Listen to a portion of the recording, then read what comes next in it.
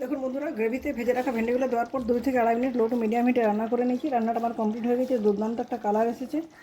এরপর একটু কসুরি মেথি হাত দিয়ে ঘষে ঘষে এখানে দিয়ে দিচ্ছি। গ্যাসের ফ্লেমটা অফ করে দিই, 2 থেকে 3 মিনিট ঢেকে দিচ্ছি। ফিরে আসছি 3 মিনিট পর।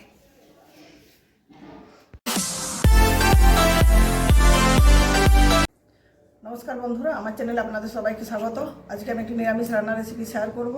আজকে আমি বানাবো ভেন্ডি দিয়ে একটা রান্না, মশলা ভেন্ডি। এখন বাজারে প্রচুর পরিমাণে কচি ভেন্ডি পাওয়া যাচ্ছে। ভেন্ডিগুলো দেখুন নিয়েছি, খুব ভালো মতো করে ধুয়ে 2 টুকরো করে কেটে নিয়েছি। ভেন্ডি রান্না করার আগে চলুন ভেন্ডিটা খুব ভালো মতো করে ভেজে নিই। বাকি উপকরণগুলো লাগবে সেগুলো রান্না করতে করতে আপনাদের সব দেখিয়ে দেবো। ভেন্ডি রান্না করার আগে ভেন্ডিটাকে খুব ভালো মতো করে ভেজে নিতে হবে। ভেন্ডি ভাজার জন্য গ্যাসের ওভেনে কড়াই বসিয়ে দিচ্ছি। কড়াইতে দিয়েছি পরিমাণ মতো সরষের তেল। সরষের তেলটা গরম হয়ে গেছে। গরম তেলে ভেন্ডিগুলো খুব ভালো মতো করে ভেজে নিচ্ছি।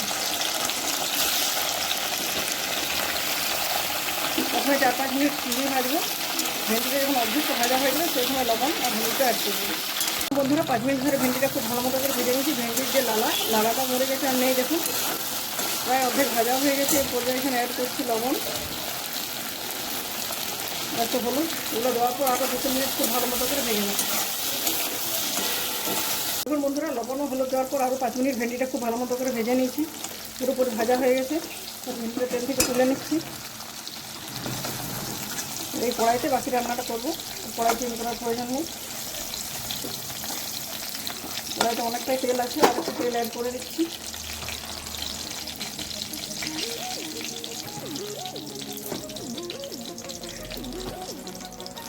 তেলের মধ্যে দিয়ে দিচ্ছি কালো জিরে ফোড়ন,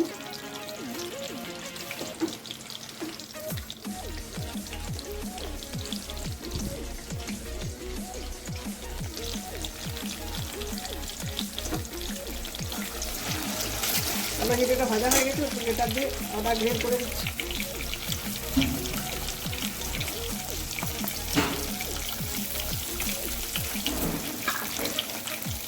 এরপর দিচ্ছি তেজপাতা, জিরে, কাঁচা লঙ্কা পেস্ট।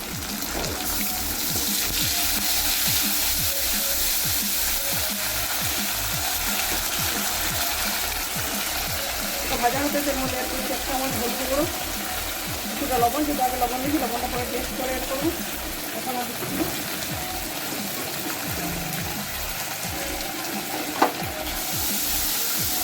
হলুদ আর জিরেটা খুব ভালো মতো ভাজা হয়ে গেছে। কাঁচা গন্ধ হয়ে চলে গেছে। এরপর দিচ্ছি যে টমেটোটা ছবিতে দেখেছি, সেই টমেটোটা পেস্ট বানিয়েছি। টমেটোটা খুব ভালো মতো করে ভাজবো, ততক্ষণ পর্যন্ত ভাজবো যতক্ষণ টমেটোর কাঁচা গন্ধটা পুরোপুরি চলে যায়।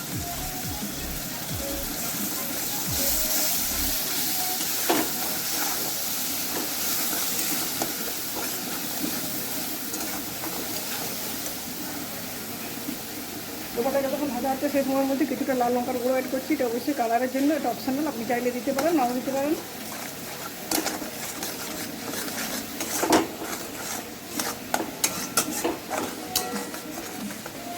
যেহেতু জিরের সাথে কাঁচা লঙ্কা বেটেছি, যেন নতুন করে লঙ্কা গুঁড়ো করছি না ঝালের জন্য।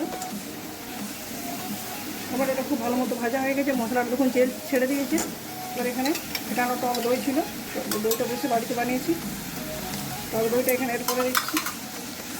মশলার সাথে খুব ভালো মতো কষিয়ে নিচ্ছি। বন্ধুরা, গ্রেভিটা খুব ভালো মতো ফুটে উঠেছে। এই ফুটন্ত গ্রেভিতে ভেজে রাখার ভেন্ডিগুলো অ্যাড করে দিচ্ছি। যেহেতু এখানে টমেটো পেস্ট আর টক দই অ্যাড করেছি, এখানে স্বাদে ব্যালেন্সের জন্য কিছুটা চিনি দিচ্ছি। ভেন্ডিগুলো দেওয়ার পর 2 থেকে 2.5 মিনিট লো টু মিডিয়াম হিটে রান্না করে নিচ্ছি। তাহলে রেডি হয়ে যাবে আমার মশলা ভেন্ডি। দেখুন বন্ধুরা, গ্রেভিতে ভেজে রাখা ভেন্ডিগুলো দেওয়ার পর 2 থেকে 2.5 মিনিট লো টু মিডিয়াম হিটে রান্না করে নিচ্ছি। রান্নাটা আমার কমপ্লিট হয়ে গেছে, দুর্দান্ত একটা কালার এসেছে। এরপর একটু কসুরি মেথি হাত দিয়ে ঘষে ঘষে এখানে দিয়ে দিচ্ছি। গ্যাসের ফ্লেমটা অফ করে দিই, 2 থেকে 3 মিনিট ঢেকে দিচ্ছি। ফিরে আসছি 3 মিনিট পর। মেথি পাতা দেওয়ার পর মশলা ভেন্ডি সবজিটাকে 3 মিনিট স্ট্যান্ডিং পজিশনে রেখে দিয়েছিলাম। এবার অন্য একটা পাত্রে ট্রান্সফার করে নিচ্ছি। এটা ভাত, রুটি, লুচি সব কিছু সাথে খেতে ভালো লাগবে। আমি অবশ্যই আজকে ভাতের সাথে সার্ভ করবো।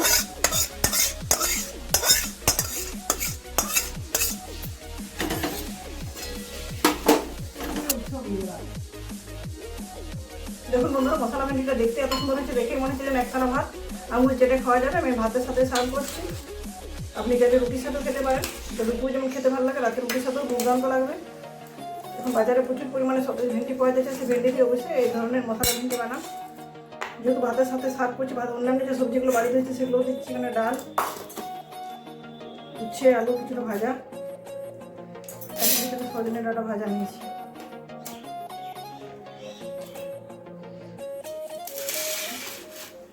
তো বন্ধুরা, আমার এই রেসিপিটি যদি ভালো লাগে অবশ্যই লাইক করবেন, প্রচুর প্রচুর শেয়ার করবেন। অবশ্যই রেসিপিটি বাড়িতে একবার ট্রাই করবেন, কেমন লাগলো কমেন্ট করে জানাবেন।